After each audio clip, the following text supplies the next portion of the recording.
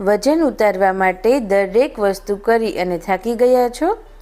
તો બસ હવે તમારે ફક્ત એક જ વિડીયો જોઈ અને એક જ ડ્રિંકને ફોલો કરવાનું છે, જે પીવામાં પણ ખૂબ જ ટેસ્ટી લાગશે અને વજન તો એટલી જલ્દીથી ઉતરશે કે ખબર પણ નહીં પડે.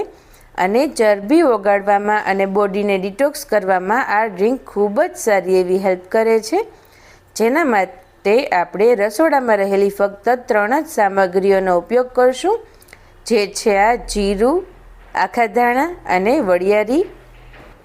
ફક્ત આ 3 સામગ્રીઓનો ઉપયોગ કરી અને આજે આપણે એક એવું ડ્રિંક બનાવીશું જેનાથી માત્ર વજન અને ચરબી જ નહીં ઓગળે, તેની સાથે જ તે તમારું પાચન સુધારશે, શરીરને આખું ડિટોક્સ કરશે, રોગપ્રતિકારક શક્તિ વધારશે અને કોલેસ્ટ્રોલને પણ નિયંત્રિત કરશે.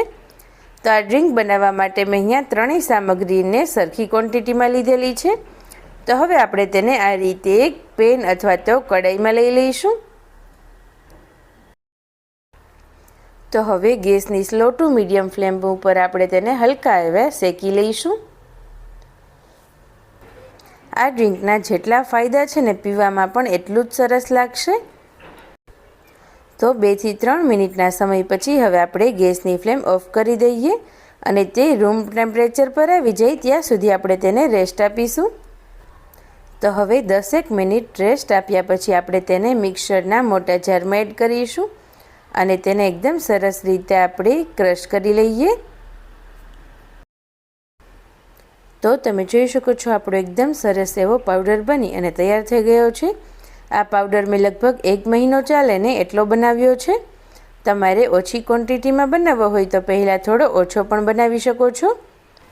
હવે તેને કેવી રીતે લેવાનું અથવા તેનો ઉપયોગ કેવી રીતે કરવાનો, તો આ રીતે નોર્મલ એક પાણીનો આપણે ગ્લાસ લઈશું અને તેમાં 1 ચમચી જેટલો તૈયાર કરેલો પાવડર એડ કરી અને તેને મિક્સ કરી દઈએ.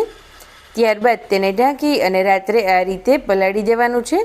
ત્યારબાદ સવારે ઉઠી અને નરણા કોઠે સૌથી પહેલાં આપણે આ પાણી લેવાનું છે, એટલે કે તૈયાર કરેલું જે ડ્રિંક છે તે લેવાનું છે, જેથી કરી અને જે લોકોને ગરમ પાણી ના ફાવતું હોય તે લોકોને પણ ગરમ કર્યા વગર આ ડ્રિંકના ખૂબ જ સારા એવા રિઝલ્ટ મળશે.